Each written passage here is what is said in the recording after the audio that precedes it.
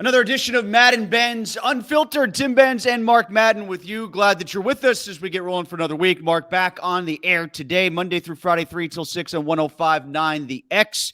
Make sure you're listening to him. You can also read him 4 times a week here at Trib Live. Check me out, Breakfast with Benz, each and every day. Okay, Mark, as you get back on the air today, after the weekend, are you going to be spending most of it on Kyle Dubas' watch? How do you think that's going to break out for the Penguins and their latest target? It's an elementary hire if he is indeed amenable to taking the job. I think he's the best guy available. I keep getting told, well, what's he ever won? Well, what have any of the other candidates ever won? What did Craig Patrick win before he took the Penguins job? What did Ray Shero win? Jim Rutherford had won a cup in Carolina, but, beggars can't be choosers either. There's a very limited amount of candidates available for this, and they're not a great group. And the Penguins aren't a job that people, rush to have. It's an aging team with, 8 no movement clauses. So, Dubas is an analytics guy. That's right up Fenway Sports Group's alley. I think he's the obvious choice, again, if he wants the job. The New York Post, conspiracy theory, moving chairs around aside, that the notion that Sullivan will be out automatically and become head coach of the Rangers. I mean, I don't know how much credence or credibility you give that report. He certainly tamped it down. None whatsoever. Mike Sullivan will be the coach of the Penguins this coming year. And that's not because I think it's a great idea. It's because he has more power with Fenway Sports Group than anybody currently employed by the Penguins, and that will probably continue no matter who the GM is, which is a reason that Dubas might not want the job. If he does take it, how do you think they'll interact? I don't know. Yeah. I think a GM has every right to bring in his own coach, but the new GM will not be given that right, which is, again, why it's not that great of a job. Mike Sullivan hasn't won a playoff series since 2018. He is far removed from Jack Adams. I think a lot of people who remember the Dan Bylsma era less than fondly for the reasons we've stated a number of times here, the failures that they had against teams that were lower than them once the regular season ended, upsets it looked like in the bracket year after year. I mean, at least he won a couple playoff series here or there over those last 6 years. I mean, Sullivan hasn't won one since the 2018 defeat at the hands of the Washington Capitals in the second round. Well, Mike Sullivan's a better coach than Dan Bylsma. Having observed and worked with both, I feel very confident saying that. But in terms of the results, yeah. I mean, Dan won a couple playoff series after the Cup in 2009. He only won the one Cup, though, too. But that said, comparing the two, I would pick Sullivan over Bylsma by a wide margin. Penguins fans want to hear from you. What do you think they should do with their general manager search? Is Kyle Dubas the guy? If not, who is? Mark, if Mike Sullivan was coaching Team USA at the World Championships, would he have a way to send Drew O'Connor down after his 2-goal performance, or would he just have him deported to another country? And isn't Casey DeSmith playing a lot of the games in goal? Yeah, and Benito's playing a lot too. I've kept track very peripherally because I don't care. It's a second-rate tournament, featuring guys who, got eliminated from the playoffs or didn't make the playoffs. And even now, Tim, there's been a trend the last couple of years at the Worlds where good players who are available choose to not go. And I don't blame them. Where are this year's World Championships Finland. at? Where? Finland. Yeah, that's a tough trip. I just think it's a tournament that loses its luster more every year. But, hey, good for Drew O'Connor and Casey DeSmith, too. That's a valuable experience, especially for O'Connor. It just worries me that the new GM might look at Casey DeSmith and say, hey, if he can play for the U.S., he can play here more too. What's going to happen with the Coyotes? Where are they going to wind up as a franchise, and what's going to happen with Logan Cooley playing for them? Do you think he'll stick around another year in Minnesota now? He already announced he will. Oh, he did say that. All right. Yeah, he's going to play his sophomore year at Minnesota, which is a way of avoiding Arizona, although you're also avoiding the money.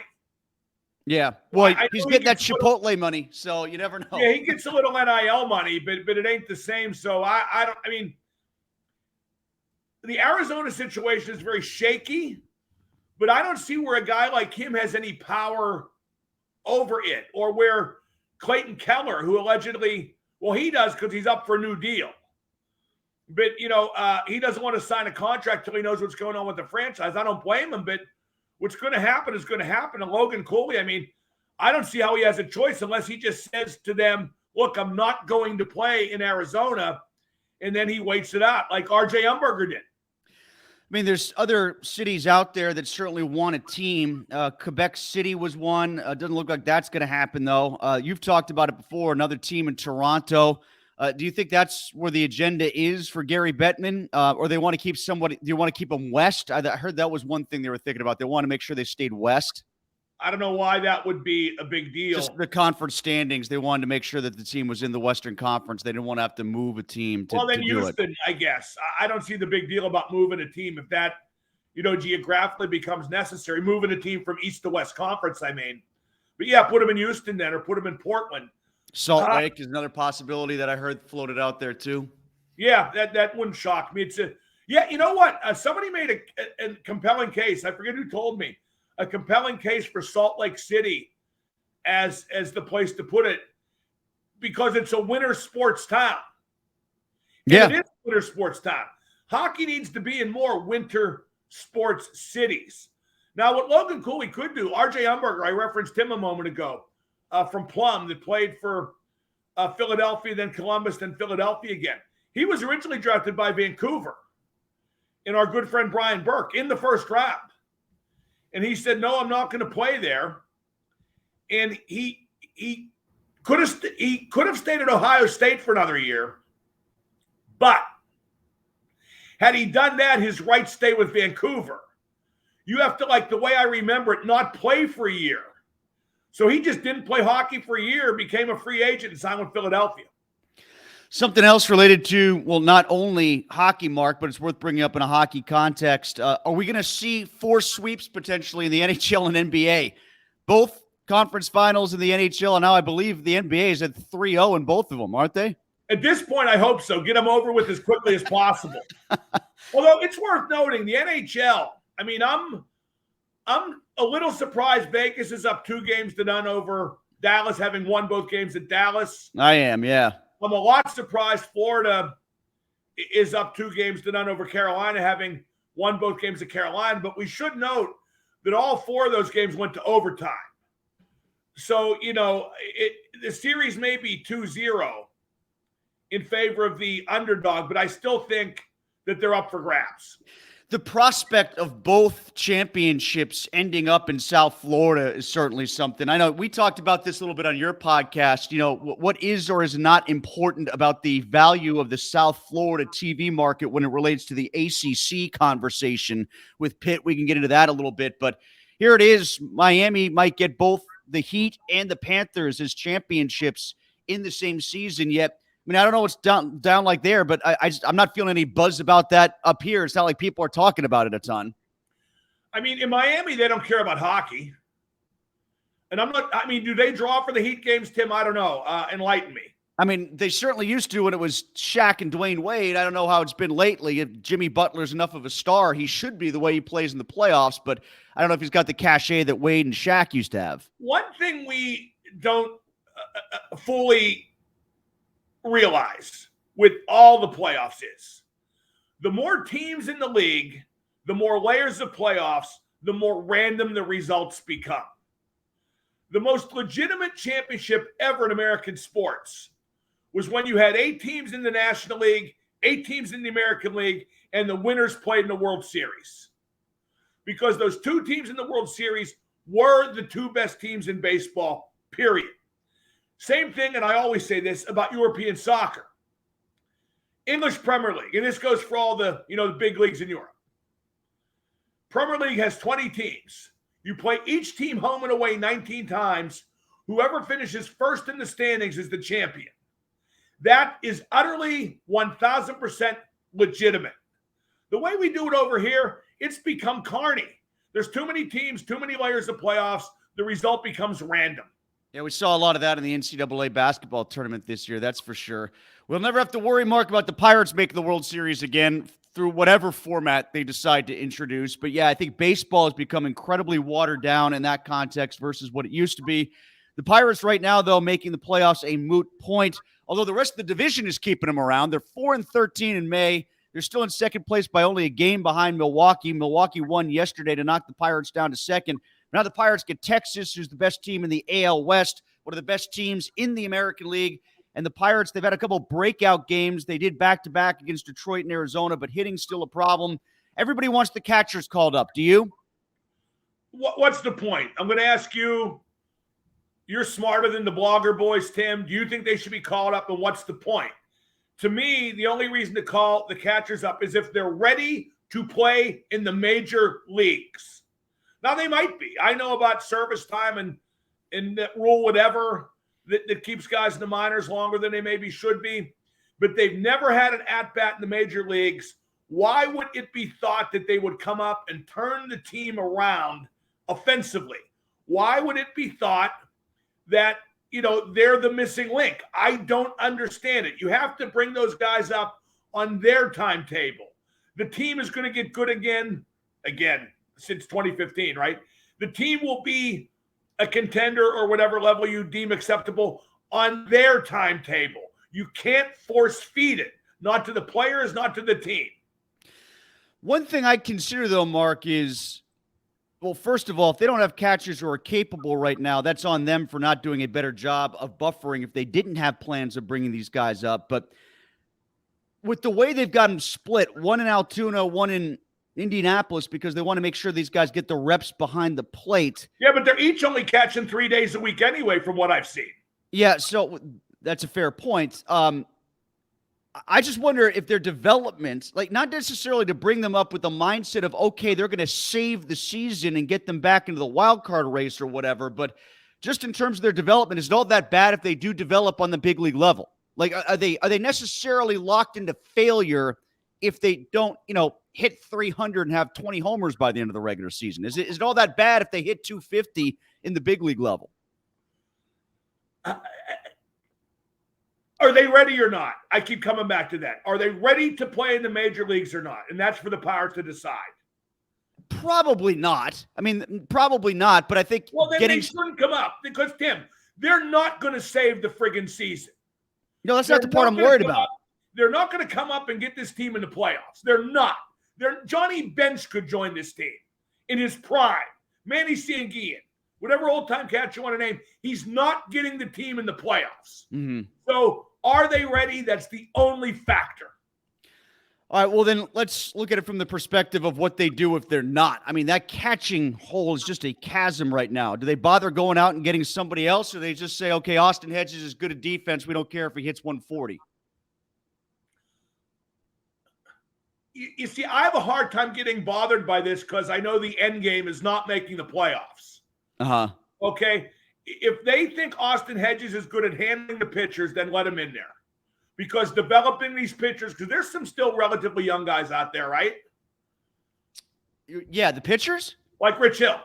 Is he still running to first base, by the way, to try to get Miguel Cabrera out? I don't have a problem with the catching the way it is because I understand what the team is.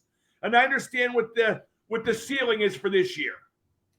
See, I don't think it's important enough to promote Davis or Rodriguez so you win 77 games instead of 75. I just don't see that. Well, no, and I don't want to make it sound like I do feel that way, Mark. My only contention with bringing the guys up potentially is, do they still, because of that, have the veil of being able to progress at the big league level for the exact reasons you point out? I still think there's a large chunk of this fan base that understands a lot of this is a work in progress, and if they don't make the playoffs, their eye level doesn't change because it's been there for 20 years. Would there be harm in calling them up? Probably not. I always laugh when I hear it said that if you bring a guy up and he fails and goes back down, you've scarred him. Mm-hmm. I would like to think legitimate major league prospects are made of sterner stuff than that. Well, that's sort of where I'm going with it. Especially, but I'll be honest, Tim, I don't want to placate all the bozos, the blogger boys who think that they're a catcher away from winning 100 games. Because really, Tim, that's how it's being presented. Would you have kept Keller in the other night for the 7th? Yeah, but I'm not bothered by it. I think it's up to Shelton. He said he looked funny.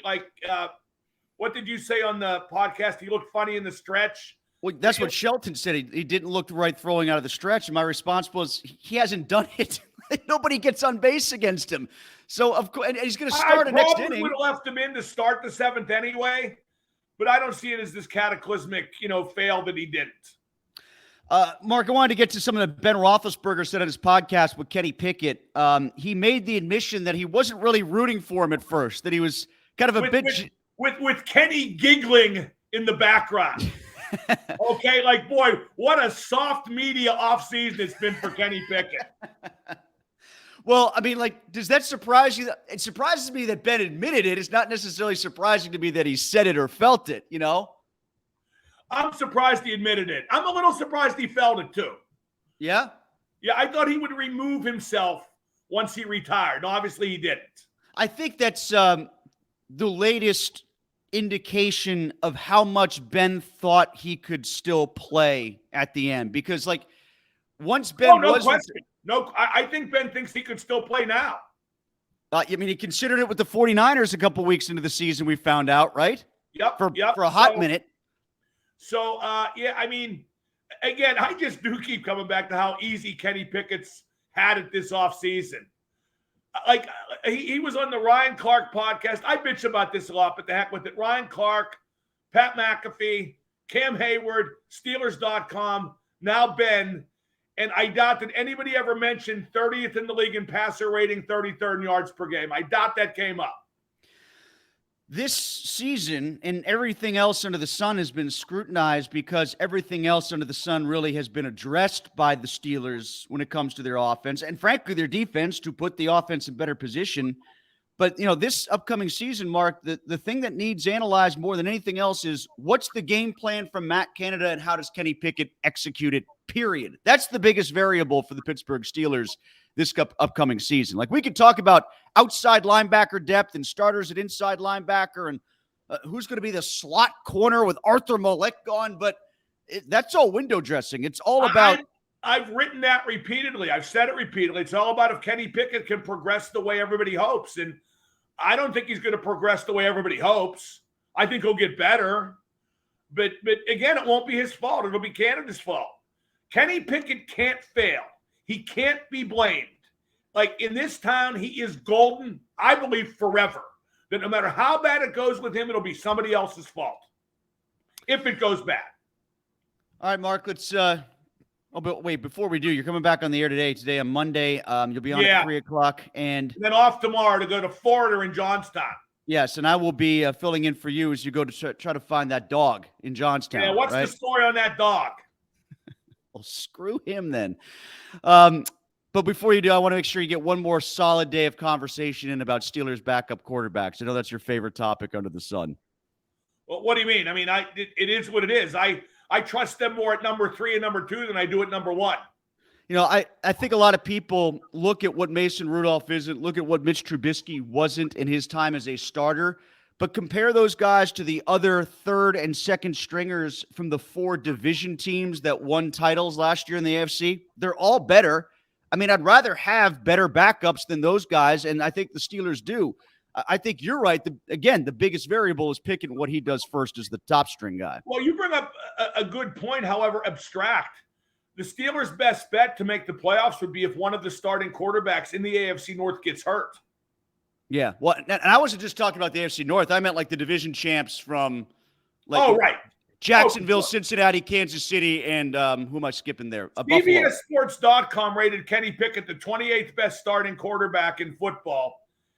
Which is to say, what would that be? 32, 31, 30, the 5th worst. And I'm not so sure they're far off.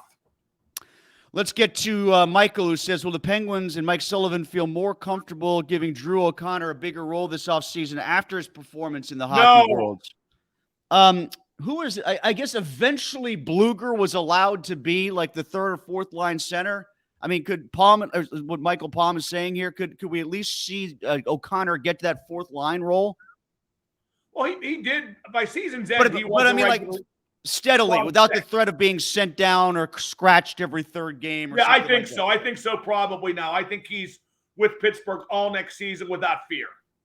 Richard says, I just find it amazing that Vegas is 2 games away from the finals with a 5th-string minor league goaltender. Just shows how strong their defensive core and their depth really is. And it goes to show you that the difference between bad goaltending and good goaltending in the NHL isn't that big now. I've said all year there aren't many good goaltenders in the league, period. Although Ottinger, I mean, I think he's really good, and I thought he'd be giving Dallas better in this postseason. How does that translate to what do you think will be the view of the Penguins, regardless of who the GM is? And what do you think will happen for Tristan Jarry then as a result? Do you think there's a trickle effect? Predict right now they will re-sign Jarry for too long and for too much and regret it. Is the $6 million roughly asking price over 6 years? Does that qualify as too much for Jarry, do you think? That's where the too much rears its ugly head. Yeah, that's where I am too on it. I do think that's too much, and I do think it's too long, particularly for a guy who gets hurt quite a bit as he does. Let's get to more comments. If you want to get some comments, make sure you post them. We're running a little bit short on time here, so get them in while you can. Richard added, FSG needs to sign Dubas and give him the money and power that he wanted in Toronto, but Shanahan's ego blocked him. That may have been the case there, but now I think that push and pull comes from the coaching position, not from the hockey ops guy position. 100% agree. In fact, if you made me predict right now, I don't think this will get said out loud, but I think Dubas will decline the job because of the perception that Sullivan will be in charge. I could see that being the case. And then do you think it just falls to a first-time guy who isn't afraid of making this his job for the first time because there's only 32 of them out there and he wants one, like a Matthew Darsh or somebody? I think any situation where the coach is in charge is doomed to fail. Ron says, I don't want to... Say it again, I'm sorry. As it's been failing. Oh, yes, yeah. Ron says, I don't want a wishy-washy GM. I think he's referring to what Dubas had to say at his press conference about if it's not Toronto, it's nowhere this year. Yeah, he said what he said. I mean, if he would have said, if not Toronto, then somewhere else, he would have had to sit there for 90 more minutes answering questions, and the media frenzy in the aftermath would have been not worth it.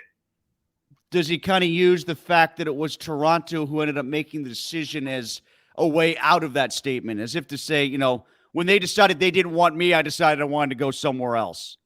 Probably. Let's see here. Ba says, Florida and Vegas sounds like the NHL should revive PAX as their official streaming service. Couldn't be worse than ESPN, or couldn't be worse than ESPN. Might not be worse. You could find a worse situation for ESPN than those two teams in the finals. I guess they could have if Seattle had made it in the first place. But, yeah, I was rooting for Seattle and Florida in the final because of the travel. Just to tire the teams out, maybe they'll just decide it in 5 instead of 7? I think it's been really bad hockey for most of the playoffs. Really bad.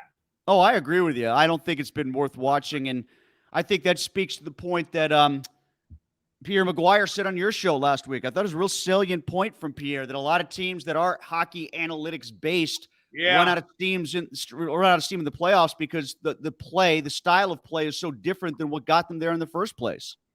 I don't fully agree or disagree with that, but I think there's something in there. You know what I mean? I don't think that's 100% why it, spins on a dime, with the way it goes, but I think there's probably something there, yeah.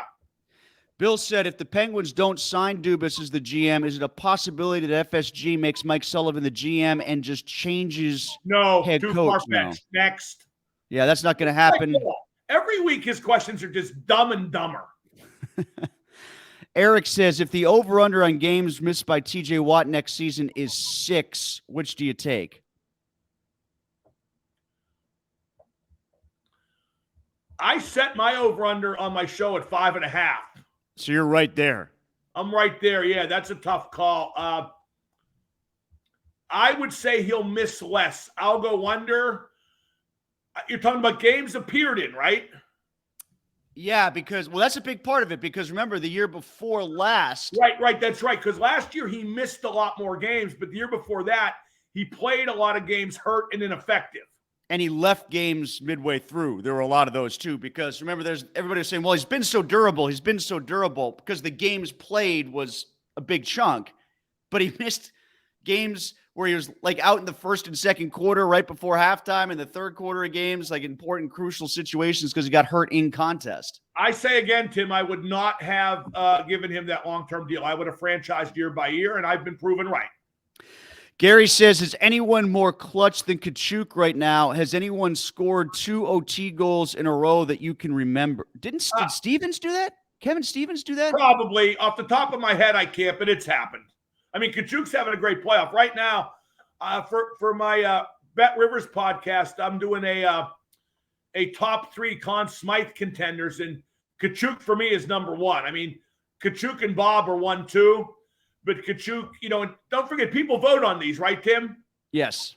2 overtime goals in a row puts you on top of the leaderboard right now. Mark, we did sort of a straw poll. I didn't bring this up before I went to questions, but maybe some people want to comment on it. We did sort of a straw poll, best 2-sport athlete of all time. I think Jim Brown has to be thrown in that mix, not only because he was in the Hall of Fame for football and lacrosse, but also because he was the second leading scorer on Syracuse's basketball team. When he ran track for a year, he became Wait. He was the second leading scorer on their basketball team. As a sophomore. Yeah, 1955. He only played the 1 year? He only played the 1 year, yeah. My God. And then he was 5th in the national decathlete trials in 1955 as well. So he was well beyond football. I think because lacrosse isn't a major sport, people forget about his true second sport. It's not like, Bo or Dion or even Dick Groat. Some people forgot he was an NBA draftee. We don't here in Pittsburgh. We know that story. But where's Jim Brown amongst the great multi-sport athletes of all time, and who's the greatest in your opinion? Tim, he had me at Raquel Welch. Here's the biggest feat that Art Howe from my high school, Shaler, which I do not take, great pride in. But Art Howe, the villain in Moneyball, the manager, former Major League player, great guy, Art. And by the way, the villain in Moneyball part that was overblown, wasn't it? Of course it was. Like the movie was a bunch of crap. They made it sound like Scott Hatterberg won them, 20 games in a row or 21, however many it was, because he walked a lot, then hit that walk-off home run. They had 3 of the best 5 pitchers in baseball, Mulder, Zito, and Hudson, and they're barely mentioned in the movie because that didn't fit the narrative. But Art Howe, when he played baseball for Shaler, this is way back at the very old high school. I was part of the last graduating class to come out of the old high school. Mm-hmm. But they used to play their baseball games then at a field adjacent to the football field and track, right? Okay. So Art was playing baseball. He had like a couple hits in the game, and the game went into rain delay. Okay? So Art, during the rain delay, went over to the track, asked the track coach if he could run the 100, and he won it. That's fantastic. Yeah, I heard that story. That to me is numero uno. So, are you going to Foreigner? Hold on a second. I lost it the last second here. There you go. You go to Foreigner, right? Along that's your other part of the trip for Johnstown. I am. That's all I'm going. Yeah, that and the dog. Oops. No, I think we're dead. I don't know what happened here. Hold on for a second. Let me try it again. Oh, testing. One more. All right, you still with me, Mark? Yeah. So Foreigner. Now you're off again, Tim. Yeah. Now you're back on. You can't. You're off, you're on, you're off, you're on. Let me just say before we wrap up, and I'm assuming the listeners can still hear me. Last night's episode of Succession was one of the best episodes of TV ever. Sitcom drama. I felt I was watching extremely important TV. I just thought it was absolutely brilliant. And Kieran Culkin should get an Emmy based just on last night. He was brilliant. Is this the penultimate episode? Is next week the end of the whole thing? Yes. Yeah, I didn't get through last night's. I saw the week before for the election. A lot of people were high on that episode. I didn't see this episode yet. Is this just sort of the fallout from the presidential election and what they do with Mattson, or what? No. It's Logan's funeral. Oh, okay. All right. Okay, that's the whole thing. I don't want to give spoilers. I can't describe how great it is. I can't describe how great Greg is. It's just, that's one thing about Greg's character. He's barely on screen, and he's awesome. Yeah. Oh, he's one of the great supporting characters in TV history, like supporting role characters. He's one of the all-time best. And the president-elect, the Donald Trump knockoff, turns out to be a totally untrustworthy, bad person. Who would have thought, right? Well, next time we're on, because we're going to be on Tuesday next week because we got the Memorial Day holidays. So by the time we come back on Tuesday of next week, we might just talk about Succession the whole time. I mean, that might be. It's 90 minutes. Did you know that? Oh, I didn't know that. No, it's going to be like a short movie almost. Last night was about 74 minutes. Oh, okay. All right. Well, let me ask you this. This is too easy. Like, I sense all the kids get screwed. Yeah, and like somebody from the board takes over and they all wind up with nothing. Well, I mean, they're going to get their money.